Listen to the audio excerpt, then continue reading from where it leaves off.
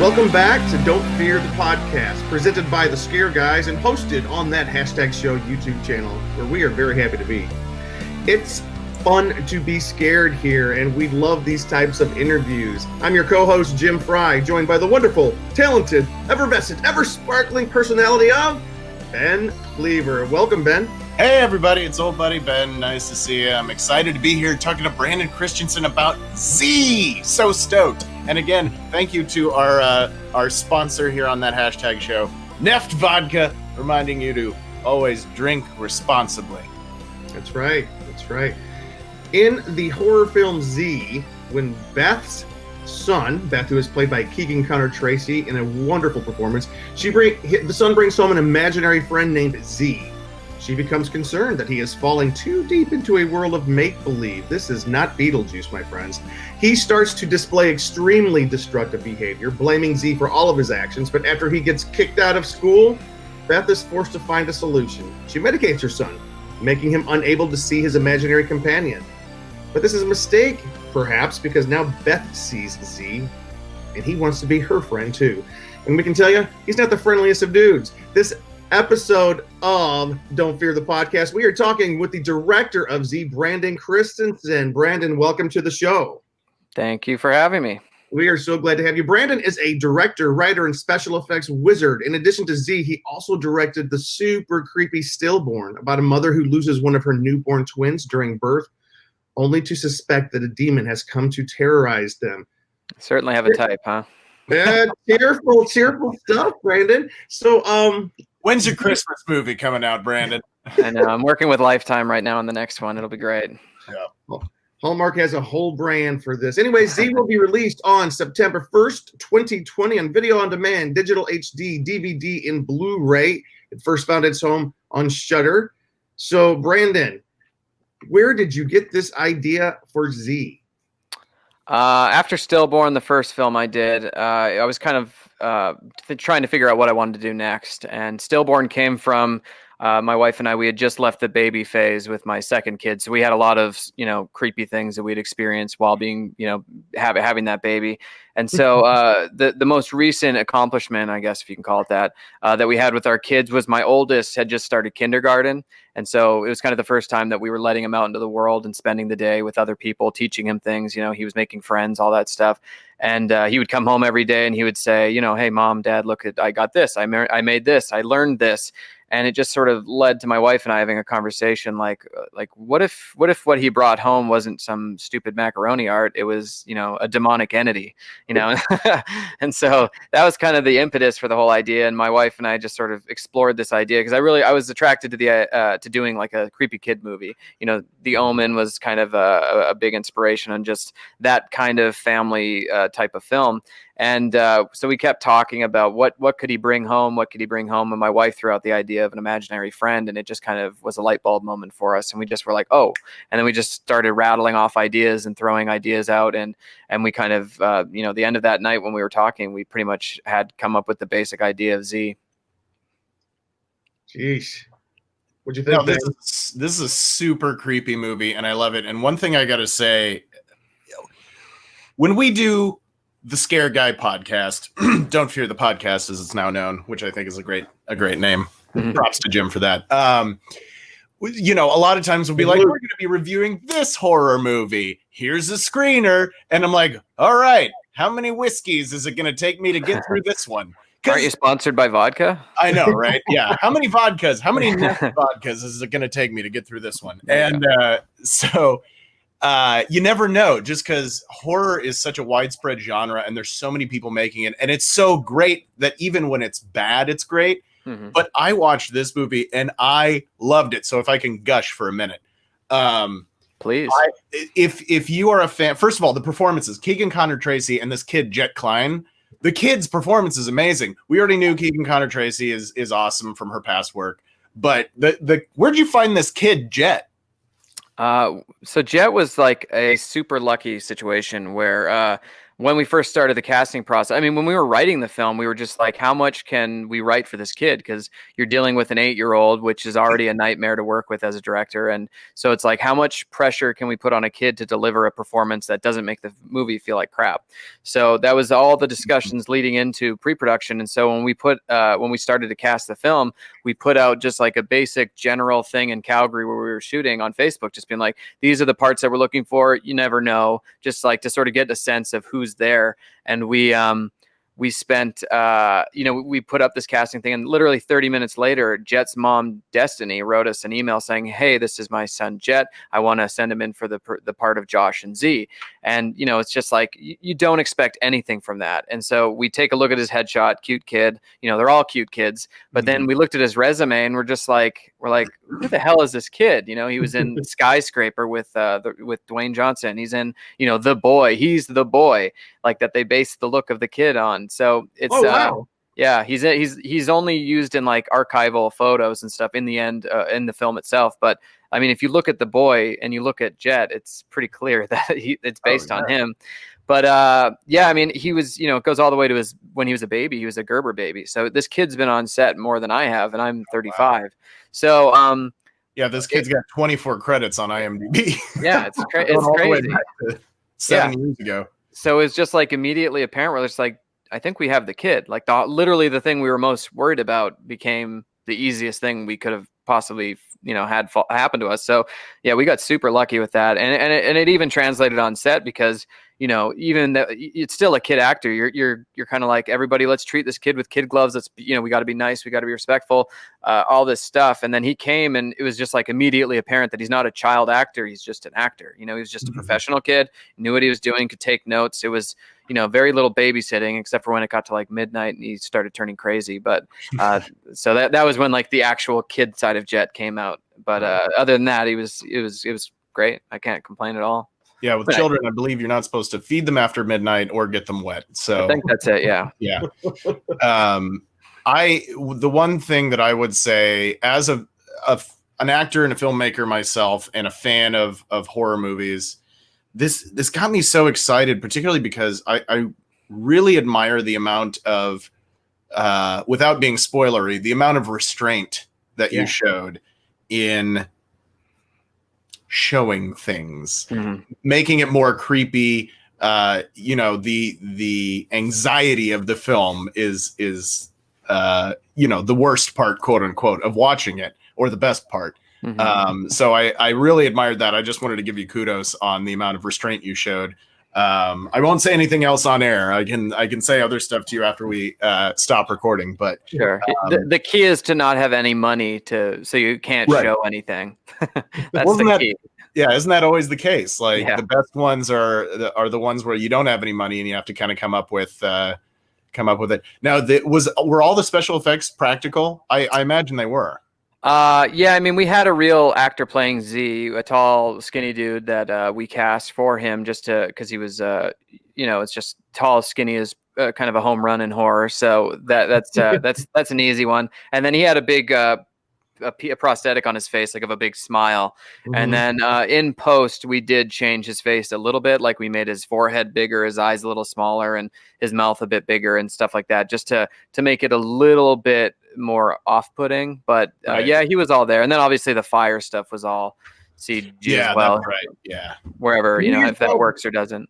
And Brandon, you have quite a bit of experience with special effects yourself. So this is like, you knew exactly how to, because a lot of times directors, they really have to know how to work with special effects, but that was a specialty of yours, right? Yeah, I mean, it's something that I've gotten into more even since Z. Like I've done some films this year as well, which has been pretty fun. But yeah, it's definitely part of like a tool that I have in my belt that I can kind of rely on when we're filming. Sometimes for good, sometimes for bad. Like, you'll see something on set that you can move everybody and make everybody move and take 5 to 10 minutes to fix there, or you can fix it in 5 hours in post. So I tend to lean on that because their time is more expensive than my time when I'm working at working alone, unfortunately. But yeah, I mean, with the fire situation, it was one of those things that you don't know how that's going to work, and then you shoot it, and I did my best kind of thing. And I had to learn it very quickly because we had someone else on board doing it and it just wasn't working right. So I kind of did it in the 0 hour to try and make it work. And it's serviceable. It's serviceable. Spoken like a true filmmaker. No, let's talk about this just for a second. You talk about the limited budget. It didn't seem like a film with a super limited budget. I'm glad you made it the way you did, but it had a very nice look to it, very slick, very beautiful. Like I was watching it yesterday, and it just felt like wow, I want to live in this house. And everything. But can you talk? One thing I don't think was special effects or CGI. The train, is that true? That was real, yeah. So we the first drafts of the script, it was supposed to be like in an urban setting, a very downtown kind of train. And in Calgary where we shot, the only real train that goes through downtown is like the LRT. It's kind of the public transit, and we weren't able to control that. So one of our producers, Chris Ball, he drove around the city and found this stretch of I think it was like 27 kilometers of a private track that this guy owns, and he rents out for parties and stuff like that. Like it's all dining carts, and he does like the what's that Christmas train, the Polar Express. Polar Express. Yeah, he does that during the winter and stuff, rents out tickets and all that stuff. So he found this guy, and it was it's super expensive. So we only had 2 hours with the train operating, and so it was one of those situations where you're just like, the pre-production is so important there because we had X amount of shots that we could get because we didn't know. I mean, it has to go down the track, stop, back up, and then do it again and again. And, we thought maybe we had like 3 or 4 passes.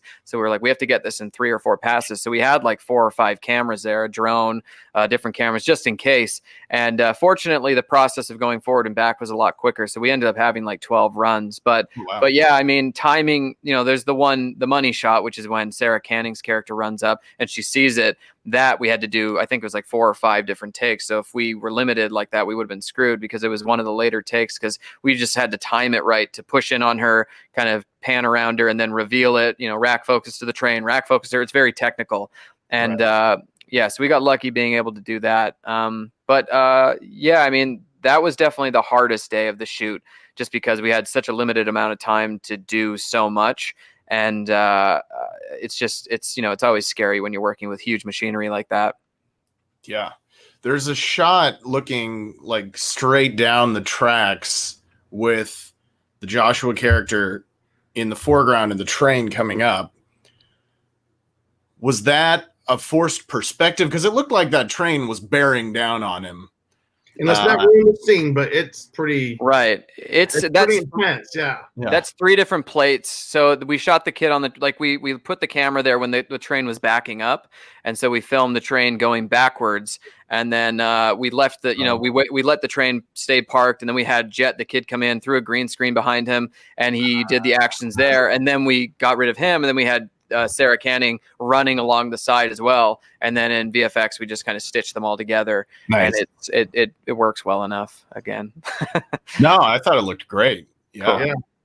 And let me ask you a question. The film, I guess you wouldn't describe it as like it's not slasher. It's not it's not even it's kind of in the realm of like a monster movie kind of. But it's more psychological thriller. And can you, if you were to describe this film, what is it like? This film is kind of like what kind of film? So our viewers who have not yet seen it kind of can get a feel for what we're talking about. I mean, I think at its core, it is definitely a horror film because it is, it is made to scare. But I think there is a lot of dramatic elements in it with the family history and all the trauma that it kind of goes and dives into. But I think just it's definitely like a psychological thriller if you had to put a marker on it, which I guess you do. But because it's definitely playing with expectations and making you and the characters in the film question their reality kind of situation. So. But it uses that, it uses this idea of this monster movie to allow it to kind of explore some deeper themes like the suffering from grief and trauma from your childhood and stuff like that, and dealing with the things in your closet and all that stuff. So, I mean, horror is so great because it isn't just one thing, it is so vast and varied, and the community of horror fans, they're very open to watching pretty much all of it. Like There's not many horror snobs where there is like in other genres. Like there's comedy snobs, like, oh, that's not funny. But like, no, it's not. There's a lot of that in different genres. Whereas I think horror is super welcoming. So especially for first time, second time filmmakers, it's really good to play in that space because there's just so much enthusiasm for these kinds of films. Are you trying to say that horror fans will watch just about anything? Because they have a very low standards, I think. Yeah, I fully agree. But just to follow up on that question, it is very psychological, and I would kind of compare it in like towards like a Hereditary sort of feeling of a film. The one thing that was interesting while I was watching it, and I don't think this, the issues with the mom and the son, and the Z and mental illness, perhaps. Who knows?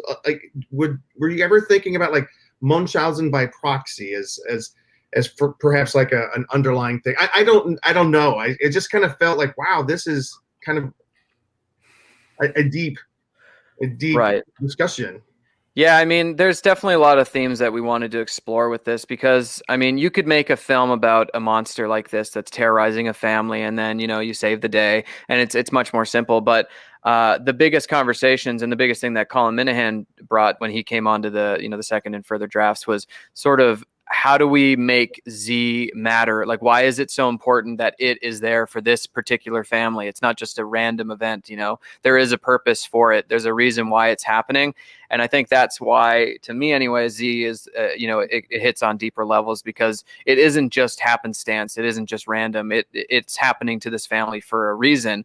And there's things that happened in the past with Beth that she hasn't really taken the time to properly go through yet, and so she's unfortunately dealing with it much later, and it's sort of deformed and it's gotten darker and more twisted as time has passed. So I mean, I think it's kind of nice because it's vague enough where you can apply your own personal experience to it. I mean, someone can watch this as a supernatural demon movie and they'll be hopefully somewhat satisfied. But someone might take in like, viewing it through the lens of mental illness, and they'll be like, I might have experienced something like this where I've dealt with someone that's kind of slowly lost their, grip, like perhaps like Alzheimer's or something like that.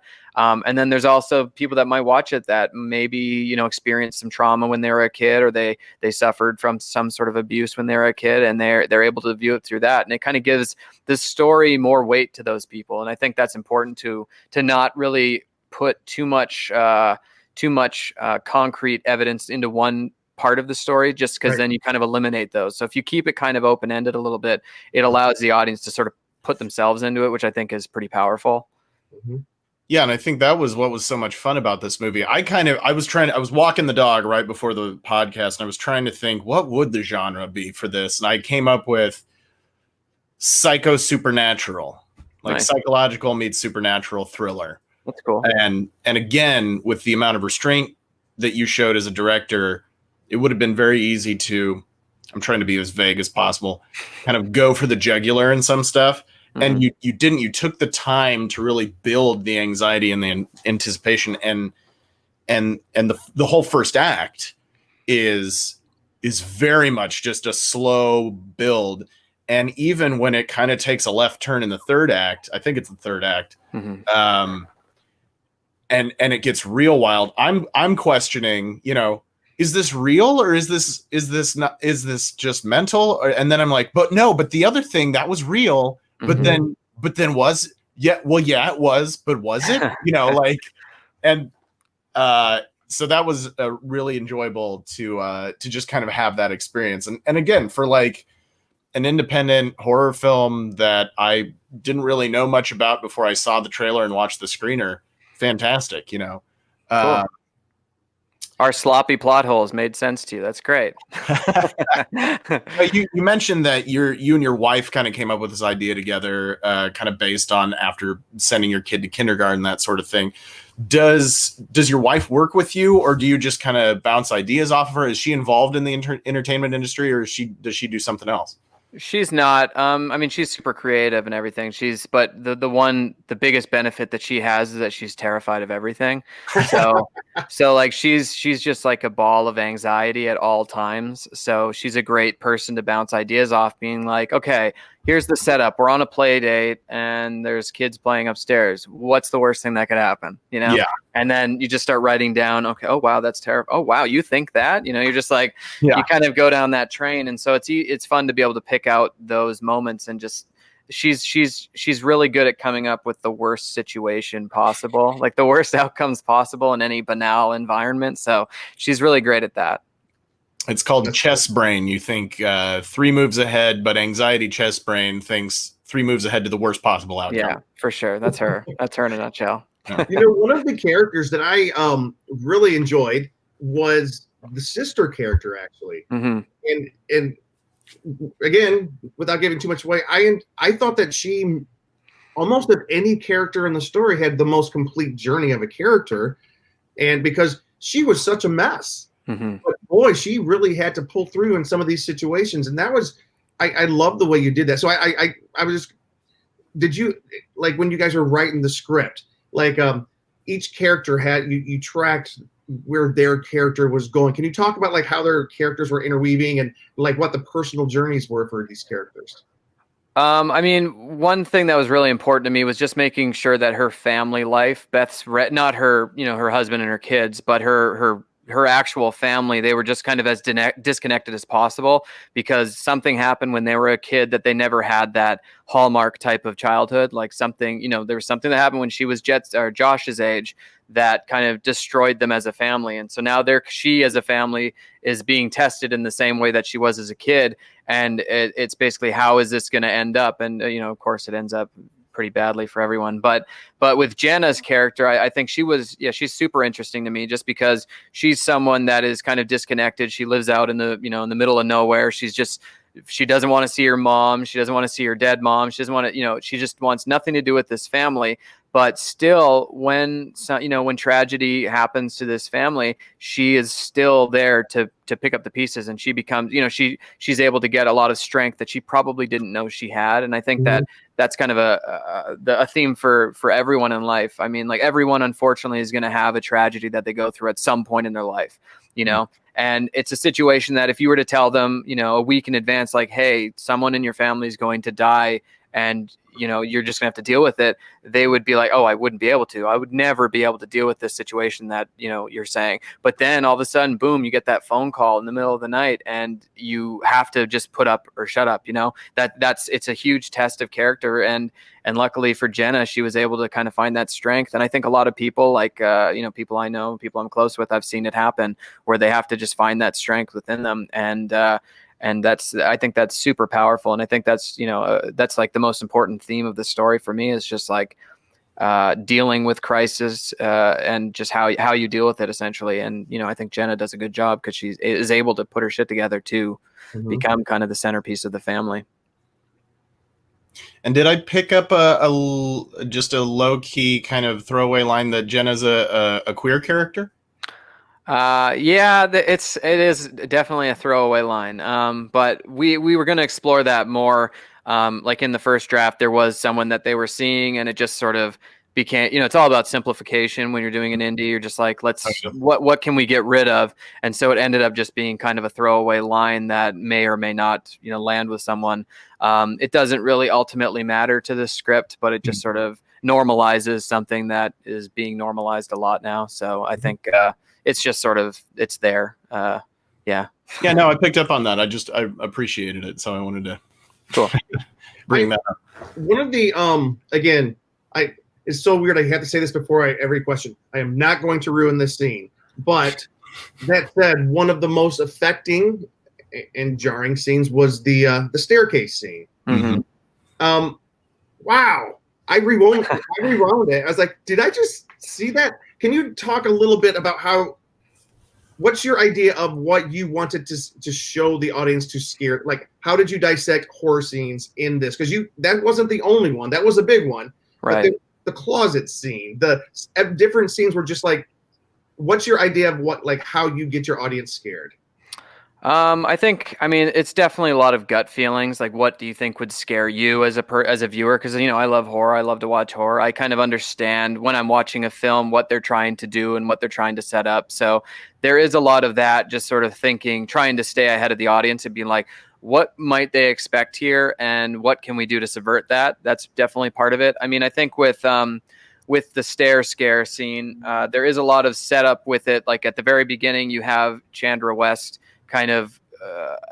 She doesn't really want him to go play with her kid, but the conversation and the audience's attention diverts into a pretty deep conversation between these two characters that haven't talked. So even though we've set up this thing that's going on in the back of this character's mind, she's sort of let her guard down. And if you're a parent, never to let your guard down. And so when she finally does let her guard down and she's accepting this apology and everything, the worst kind of possible situation happens. So I think a lot of it is just sort of it's like a joke. Essentially, you set up a punchline at the beginning and then you work your way through the story, and then you land the punchline, and luckily that one lands with a pretty gross thud. But it's that was a fun one to shoot, and it was actually different in the script phase. Those are not funny jokes. Yeah, I know. Like a joke, Jim. Yeah, like I think comedy and horror are the most similar genres because of that. Like it's a lot of setup, punchline, and horror is very similar. Like you can do a jump scare all day, just something that pops up, and it might get a jolt, but it's not going to be as effective as something that you go, that son of a bitch, they set me up, that kind of feeling, which is really, fun in horror. But that scene was the location that we found for where it happened wasn't what we wrote. It was supposed to be like, you were supposed to see it happen more but we found this house that had this great banister that went all the way from the top to the bottom, and it was just like, instead of finding somewhere else, we just went, it was kind of a pivot moment where we're like, okay, let's do this instead, and we went with it, and it ended up being probably a more effective scene because of it, which was kind of cool. Yeah, I agree. I thought the setup of it, and just I was watching it and my wife walked into the room about 10 seconds before it happened. And I had no idea it was coming. This was on my first watch. And we're watching it. And then all of a sudden we were like, oh no! Screamed some expletives. And right. Yeah, it was, no, it was good. It was good. Cause it was a jump scare, but it wasn't a jump scare. Right. So there was so much of an investment, like you said, a setup for the punchline. Right. That it, I don't know, without giving any more away, it was, I really liked that. Brandon, we're running out of time on the podcast today, but I know Jim had some questions written down. I want to ask one of them. What's coming up next for you? Anything on the horizon?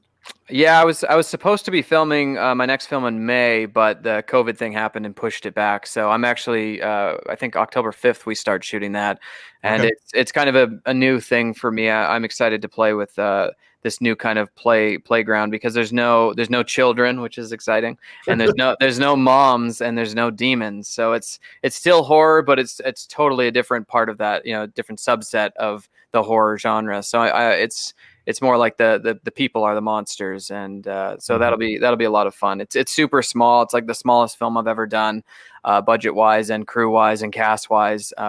So yeah, it'll be cool. By end of October, we'll have it in the can, and we'll see what happens. All right, Brenda, remind us where we can see Z. Right now, you can see it on Shudder, which is what they had the rights to the streaming, and it came out on Mother's Day, which was awesome. And then on September, Happy Mother's Day. Yeah, that was great. And then September 1st, it comes out on iTunes and DVD and Blu-ray. I will say that the iTunes has all the special features that I made for it, and the Blu-ray does not. So I would so the iTunes is probably the best one to have, and there is a little breakdown on the stair scare that we made. That's just sort of how it came to be, which is fun. That's awesome. And can you tease real quick the extras that we might be able to get from that? There's an audio commentary which I did for the first time, which was it's a very strange situation to talk to yourself for an hour and a half. So I have no idea how that went. It's kind of a blur. There's a bunch of just smaller vignettes, like about specific things, like working with a kid. There's one about how we shot the train stuff. There's one about the stair scare. Then there's a more general overview, like an 8-minute behind the scenes thing that I put together with cast interviews and stuff like that. Brittany Allen, who did the score of the film, she also did the charcoal drawing. She put together like a behind the scenes of the score and just sort of why and how she built that, and that's really fun. And then there's a VFX reel which shows kind of the befores and afters of certain scenes in the film, and a kind of an incredibly pointless gag reel. Aren't they all, though? Aren't they all? Yeah. Hey, Brandon, thank you for coming on the show today. If anybody wants to follow you and find out what you're up to next, where can they find you online? You can find me on Instagram at the Brandon Christensen, all one word, same spelling as on the screen there. And that's pretty much where I do all of my social media stuff. All right, Ben. Hey, everybody. My name is Ben Cleaver. You can find me online at BenKliewer. It's right here on your screen. Instagram and Twitter. I like interacting with people, so I'm going to jump out there. Remember, why I'm drinking out of this red cup? Well, it's because whenever Ben Cleaver shows up, it's always a party. That's right, and it's afternoon, so don't judge.